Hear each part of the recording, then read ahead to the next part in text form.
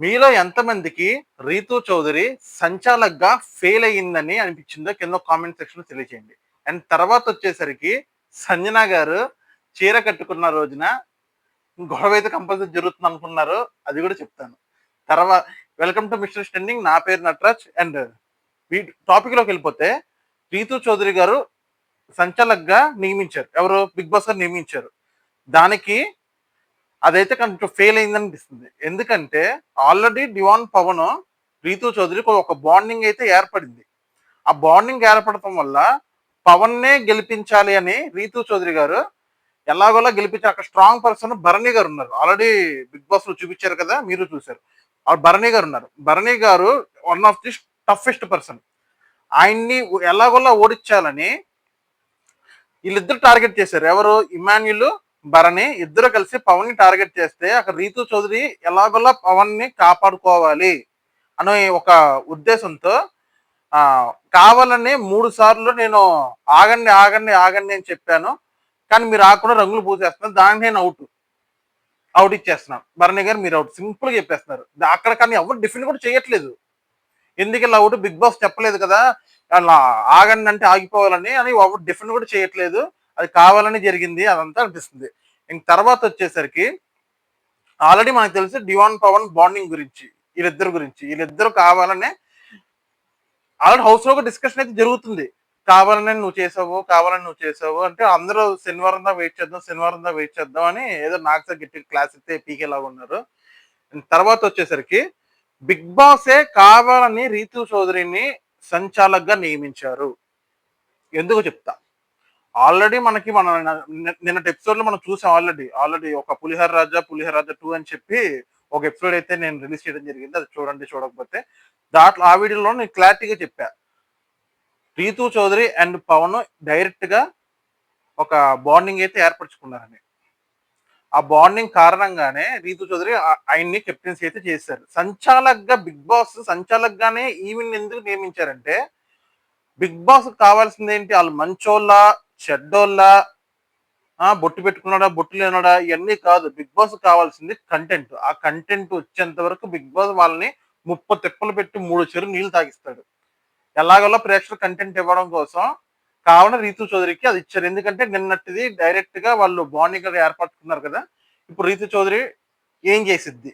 సంచాలక్ గీస్తే కరెక్ట్ గా చేసిద్దా, లేదంటే పవన్ కి అనుకూలంగా చేసిద్దని ఒక చిన్న రాయి అయితే వేసాడు, వాళ్ళ చక్కగా ఇరుక్కుంది. రేపు శనివారం అయితే నాకు సార్ మాత్రం మామూలుగా వేసారు, గట్టిగా వేసుకుంటారు అందరినీ. అండ్ తర్వాత వచ్చేసరికి చూస్ ది కెప్టెన్. దీనికి రిలేటెడ్ అండి చూస్ ది కెప్టెన్. దీనికి ముందు జరిగింది.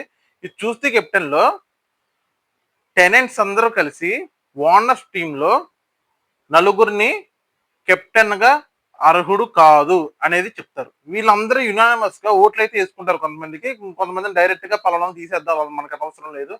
దాంట్లో ఫస్ట్ పేరు వచ్చింది అయితే ప్రియా. ప్రియా అయితే మన కెప్టెన్సీ అయితే అస్సలు తట్టుకోలేము, వద్దు ప్రియా.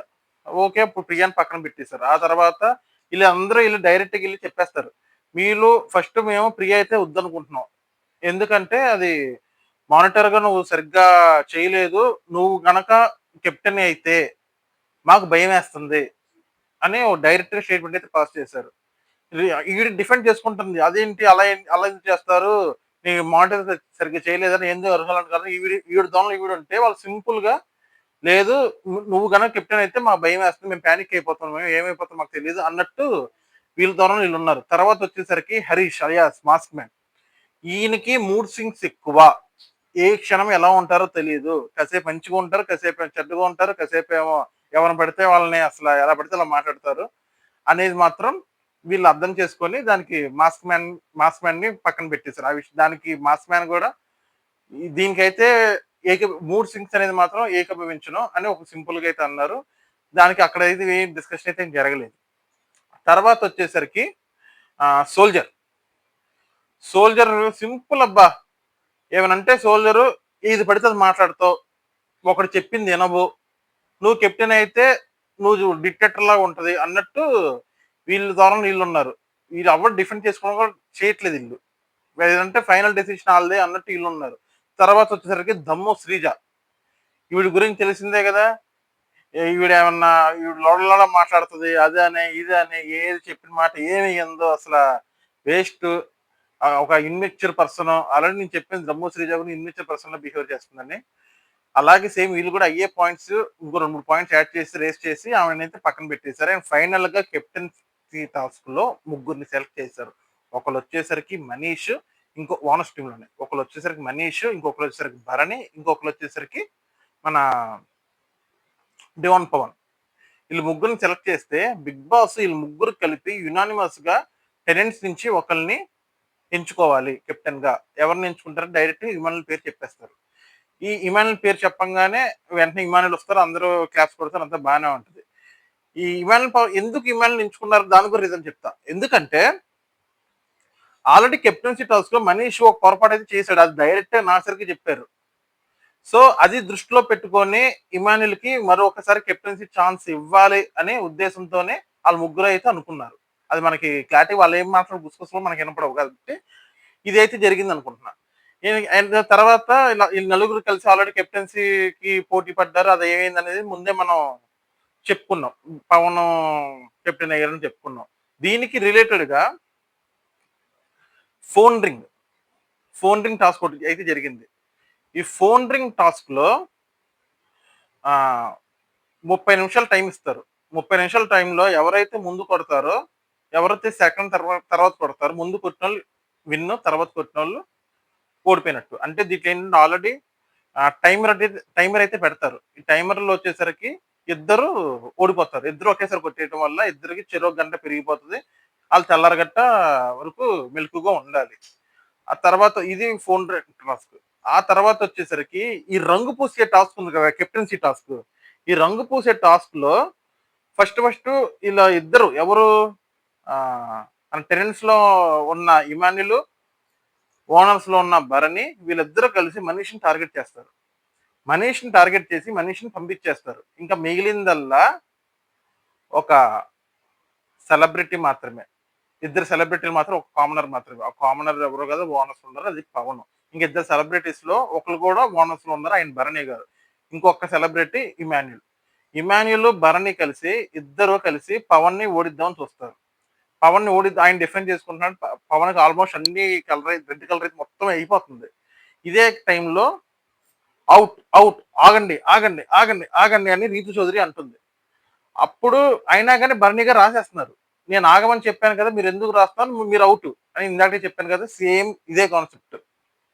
ఇలా జరిగింది. నేను ఫైనల్ గా ఇంకా ఎందుకంటే భరణి గారినే ఎందుకు అవుట్ అనిందంటే, అక్కడ భరణి గారు పవన్ కంటే భరణి గారు కొంచెం స్ట్రాంగ్, కొంచెం మెంటాలిటీ కానీ కొంచెం ఫిజిక్ లోనే కానీ కొంచెం ఇద్దరు స్ట్రాంగ్ పర్సన్స్. కానీ అక్కడ ఇమాన్యుల్ అనేది కొంచెం వీక్ పర్సన్. ఎందుకంటే కొంచెం వాడు కొంచెం బొద్దుగా ఉండటం వల్ల ఏదైనా కొందరు పరిగెత్తినా కానీ తొందరగా అలిసిపోతాడు. ఈ అలిసిపోయే టైంలో రంగు అయితే ఈజీగా పూయడానికి ఈజీగా ఉంటుంది పవన్ కి. అందుకనే భరణిని అవుట్ చేయాలని చెప్పి రీతు చౌదరి అయితే సింపుల్ గా ఆయనైతే పక్క తెప్పించేసింది. ఆ తర్వాత వచ్చేసరికి డైరెక్ట్ గా యునానిమస్ గా పవన్. ఈ కెప్టెన్సీ టాస్క్ అంతా అయిపోయిన తర్వాత ఎపిసోడ్ అయితే కంప్లీట్ గా క్లోజ్ అయిపోయింది అక్కడితో. ఆ ఎపిసోడ్ అయిపోయింది. మనం 24 అవర్స్ వస్తుంది కదా, 24 అవర్స్ లో ఇమాన్యుల్ అయితే తెగేడ్చేసాడబ్బా. అసలు మామూలుగా ఆడవలేదు, ఓడిపోయిందండి దిగులతో. అందరూ ఇమాన్యుల్ని ఓదటం, వాళ్ళందరూ కలిసి నువ్వైతే కొంచెం రాంగ్ డెసిషన్ తీసుకున్నావు అనిపిస్తుందని ఓనర్స్ టీమ్ వాళ్ళే అన్నారు. ఎవరు మన ప్రియా గాని శ్రీజ గాని వీళ్ళందరూ నువ్వు కొంచెం ఆలోచించి డెసిషన్ తీసుకోవాలి, కొంచెం రాంగ్ అయితే డెసిషన్ తీసుకుని అనిపిస్తున్నా కానీ డైరెక్ట్ గా అంటున్నారు. సో మరి రేపు నాకు సరే ఏమంటారు అనేది వేచి చూడాలి. అండ్ తర్వాత వచ్చేసరికి ఇంకొకటి చెప్తానండి. చీర కట్టుకున్న రోజున సంజన గారు చీర కట్టుకున్న రోజున గొడవలు అయితే జరుగుతున్నాయి అని మీలో ఎంతమంది కనిపిస్తుంది? ఫ్రాంక్ గా చెప్పండి. ఎందుకంటే వాళ్ళల్లో వాళ్ళే అనుకుంటున్నారు మీరు చీర కట్టారు, ఏదో గొడవ జరుగుతుంది, ఏదో గొడవ అవుతుంది అని తెగ భయపడిపోతున్నారు వాళ్ళైతే. అది ఫ్రెండ్స్ టుడేస్ ఎపిసోడ్. వీడియో మీకు ఇంతవరకు చూస్తే నచ్చింది అనుకుంటున్నాను. ప్లీజ్ లైక్ చేయండి, షేర్ చేయండి, సబ్స్క్రైబ్ చేయండి అండ్ కామెంట్ కూడా చేయండి. కొత్త వాళ్ళని ఆదరించండి. Sign of.